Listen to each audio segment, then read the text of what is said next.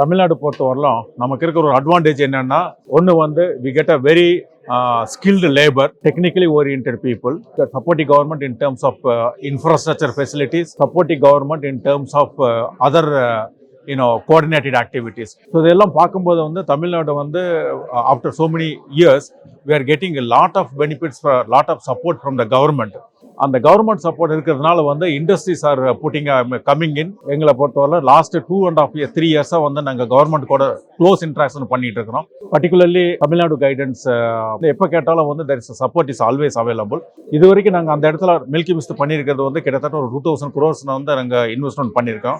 Direct and indirect job opportunities வந்து about 10,000 பீப்புளுக்கு நான் வந்து இது பண்ணியிருக்கிறோம். எங்களோட ஓன் லாஜிஸ்டிக்ஸ், ஓன் ப்ரொக்யூர்மெண்ட் ஆக்டிவிட்டிஸ்ங்கிறதுனால வந்து இவ்வளோ ஒரு எம்ப்ளாய்மெண்ட் ஆப்பர்ச்சுனிட்டிஸ் நாங்கள் கிரியேட் பண்ணியிருக்கிறோம். அது கிரியேட் பண்ணதுக்கான ரீசன் வந்து conducive environment, conducive government support, all government agency support வந்து எங்களுக்கு கண்டினியூஸாக இருந்துக்கிறதுனால வந்து இவ்வளோ நாங்கள் வந்து க்ரோத் பண்ண முடியுது.